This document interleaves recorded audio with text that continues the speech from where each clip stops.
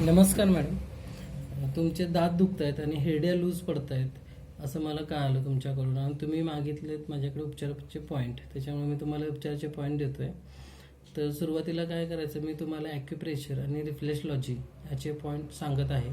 ते तुम्ही उपचारात तुम्हाला जमत असेल तर ते करा, अन्यथा तुम्ही तुमच्या डॉक्टरांकडे जाऊन उपचार घ्या.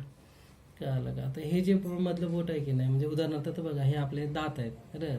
तुमचे हे उजव्या साईडचे दात दुखत आहेत की डाव्या साईडचे दात दुखत आहेत त्याच्यावरती डिपेंड आहे. जर तुमचे उजव्या साईडचे दुखत असेल तर उजव्या हातावरती उपचार करायचा, आणि जर डाव्या साईडचे दुखत असेल तर डाव्या हाताच्या बोटांवरती उपचार करायचा. ही जी 4 बोटं आहेत ह्याच्या ह्या पॉईंटला पुढे फ्रंटला इथे असा, हे सगळे आपले दाताचे पॉईंट आहेत. त्याच्यामुळे काय माहिती आहे का, ह्या पॉईंटना प्रेस करायचं. ते प्रेस करायचं कसं ते तुम्हाला मी सांगतोय. हे जे असं जर चिमटा जो आपला असतो, हा चिमटा अशा पद्धतीने हा चिमटा करायचा, आणि ह्या चिमट्याने अशा पद्धतीने पॉईंट पुढे पुढे पुढे पुढे जात राहायचं. काय आलं का? आता हा आपण फ्रंटचे पहिले जे फ्रंटचे 2 दात आहेत ना, त्याच्यावरचं मी तुम्हाला उपचार सांगतो.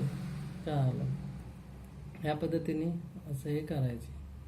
काय त्याच्यानंतर ही लाईन पूर्ण झाली, 2 ते 3 मिनटं उपचार करायचे. 2-3 मिनटं उपचार झाल्यानंतर हे जे फ्रंटचं जे मी डार्क केलेलं आहे हे पण आपले दाताचे पॉईंट आहेत. इथे 2 ते 3 मिनटं प्रेस करायचं. कळालं का? हे झाल्यानंतर मी ह्याच्या रिलेटेड तुम्हाला रिफ्लेक्सॉलॉजीचे कुठले पॉईंट आहेत ते सांगतोय. हे जे थायरॉइडचे जे पॉईंट आहेत ना, हे थायरॉइडचे पॉईंट प्रेस करायचे.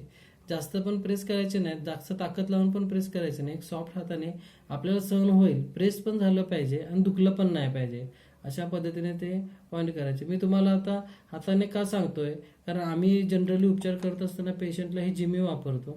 जिमीने आम्ही असे पॉईंट करत असतो, पण ते तुमच्याकडे आता अवेलेबल नसेल म्हणून मी तुम्हाला हाताने दाखवतोय कसे प्रेस करायचं ते. त्याच्यानंतर हे जे 2 आहेत, हे पिनेल आणि पिज्युटरी ह्या 2 ग्रंथी आहेत. ह्या 2 पॉईंट दाबायचे. त्याच्यानंतर इथून ह्या जो पॉईंट आहे, हे जे डार्क केलेलं आहे मी, ही लाईन जी केलेली आहे डार्क, हे आपले ब्रेन रिलेटेड पॉईंट आहे. मग ह्या पॉईंटना पण आपण प्रेस करायचं. कळालं? आणि जर हे प्रेस केल्यानंतर आता ही जी लाईन आहे, दाखवतो एक मिनिट.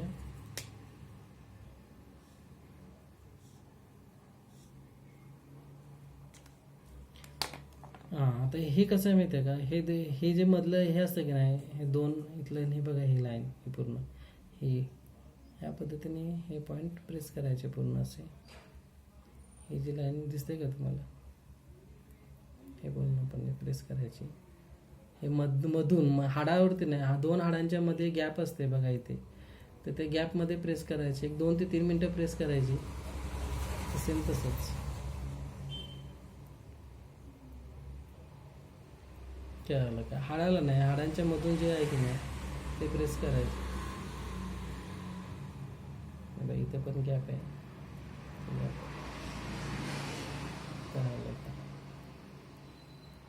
इथं प्रेस करायचं. हे प्रेस झाल्यानंतर हे 2 ते 3 मिनटामध्ये उरकायचं. म्हणजे इथे 2-3 मिनटं, इथं 2-3 मिनटं, इथे 2-3 मिनटं, आणि इथे 2-3 मिनटामध्ये उपचार थांबवायचा.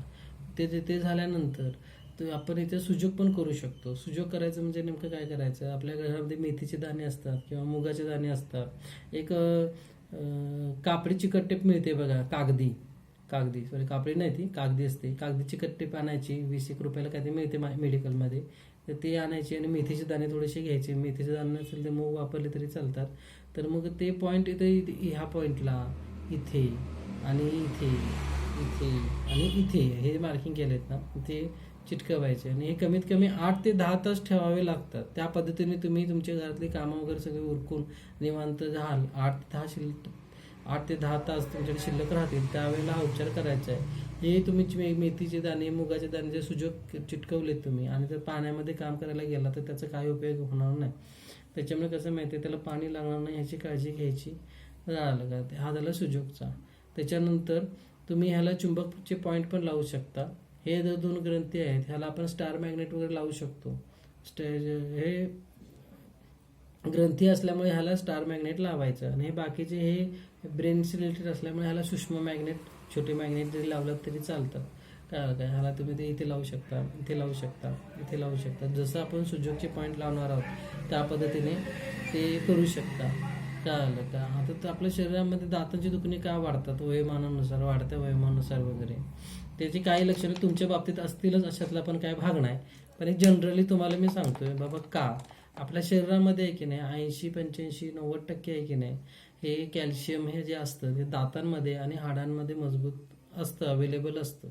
तर मग ते ज्या वेळेला आपल्या खाण्यापिण्यातून वाढत्या वयोमानानुसार ज्या वेळेला हाडांची झीज होत असते किंवा शरीरामध्ये कॅल्शियमची मात्रा कमी पडत असते, त्यावेळेला शरीर काही काम करायचं थांबत नाही, त्याला ते पाहिजेच असतं. जर आपल्याला खाण्यापिण्यातून जर त्या गोष्टी मिळत नसतील तर शरीर आपल्या, जर आपण घरामध्ये एखादा कसा कप्पा किंवा एखादी खोली कशी अडगळीची खोली करतो तिथं आपण सगळं नेऊन टाकतो, त्या पद्धतीने आपल्या शरीरामध्ये हे दात आणि हाडांमध्ये बऱ्याच प्रकारे कॅल्शियम अवेलेबल असतं. मग ज्यावेळेला खाण्यापिण्यातून मिळत नाही त्यावेळेला शरीर काय करतं, तिथलं ते काढून वापरायला चालू करतं. ज्या वेळेला दातांमधल्या हाडांमधलं कॅल्शियम वगैरे वापरायला चालू होते त्यावेळेला झीज होणं हे स्वाभाविकच आलेलं आहे. दुखणी वाढणे, हिरड्यांचं प्रमाण वाढणं, हिरड्यातून रक्त येणं वगैरे हे कारण असू शकतं. तुमच्या बाबतीत असेलच अशातला काय भाग नाही. मी हे सांगितलं तुम्हाला. त्याच्यानंतर गरम थंड जर आपण कंटिन्यू रेग्युलर खात असू किंवा गोड पदार्थ खात असू, रात्री ब्रश करून झोपत नसू, काय आलं का, तर मग अशा पद्धतीने ते होऊ शकतं. किंवा त्याच्यानंतर परत तुम्ही मोठं म्हणजे बारीक न खाता जर खाल्लात तुम्ही तर मग त्याचा त्रास पण होऊ शकतो, असा विषय. आणि जास्त कडक पदार्थ खात असाल तरी पण ते होतं. त्याच्यानंतर काय होतं माहिती आहे का, आता तुम्हाला काय करायला लागेल, लवंग असते की नाही, लवंगची दाढी खाली ठेवू शकता एक, नाहीतर लवंगीचं पाणी करून त्याने चूर भरणं, ते 10-15 मिनटं आपल्या तोंडामध्ये ठेवणं, तसं करू शकता. लवंग, त्याच्यानंतर तुरटी, त्याच्यानंतर आपल्याला मिठाचं पाणी, त्याच्यानंतर कडलिंब असतं ना, कडलिंबाचं पण निर्जंतुकीकरण आहे, त्याच्यामुळे कडलिंबाचं थोडंसं ते अर्क तयार करून पाण्यामध्ये उकळवून ते तुम्ही पाण्याने ते चुळभरू करू शकता. अशा पद्धतीने उपचार केला तर तुमचं ते दुखायचं बऱ्यापैकी कमी येईल. जर नाहीच आलं तर शेवटचा पर्याय म्हणून तुम्ही तुमच्या डॉक्टरकडे जाऊन बाकी ते काय सांगतील त्या पद्धतीने तुम्ही ट्रीटमेंट घेऊ शकता. ओके, चांगलं खावा, स्वस्थ राहा.